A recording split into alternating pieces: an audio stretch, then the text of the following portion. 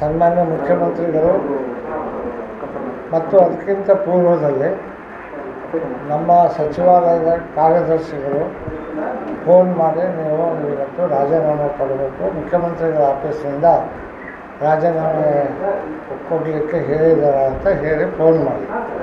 ಅದಾದ ನಂತರ ನಾನು ತಲೆಗೆ ಬಂದು ಬೆಂಗಳೂರಿಗೆ ಹೊಂಟಿದ್ದೆ. ಈ ಸಂದರ್ಭದಲ್ಲಿ ಸನ್ಮಾನ್ಯ ಮುಖ್ಯಮಂತ್ರಿಗಳು ಫೋನ್ ಮಾಡಿ ನಿಮಗೆ ರಾಜೀನಾಮೆ ಕೊಡಿ ಸ್ಪೀಕರ್ ಹುದ್ದೆಗೆ, ಮತ್ತು ನಿಮಗೆ ನಾವು 4 ಗಂಟೆಗೆ ಪ್ರಮಾಣ ವಚನ ಸ್ವೀಕಾರ ಮಾಡಲಿಕ್ಕೆ ಬರಬೇಕು ಅಂತ ಆಹ್ವಾನ ಕೊಟ್ಟಿದ್ದಾರೆ.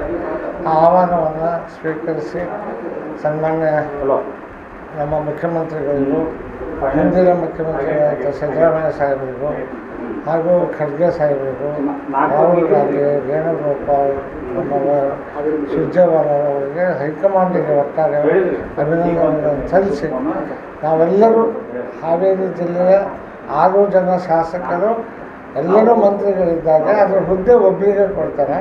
ಆದ್ದರಿಂದ ನಾನು ಎಲ್ಲರೂ ವಿಶ್ವಾಸಕ್ಕೆ ತೆಗೆದುಕೊಂಡು ಅವರಿಗೆ ಕೆಲಸ ಮಾಡ್ತಕ್ಕಂಥ ವ್ಯವಸ್ಥೆಯನ್ನು ಮಾಡ್ತೀವಿ.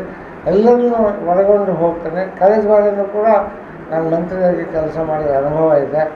ಆ ಅನುಭವದ ಮೇರೆಗೆ ಇವತ್ತಿನ್ನೂ ಹೆಚ್ಚು ಕೆಲಸಗಳನ್ನೇ ಜಿಲ್ಲೆಗೆ ನಮ್ಮ ಎಲ್ಲರಿಗೂ ಕೂಡ ಒಳ್ಳೆಯದನ್ನು ಮಾಡ್ತಕ್ಕಂಥದ್ದು ಮಾಡ್ತೀನಿ.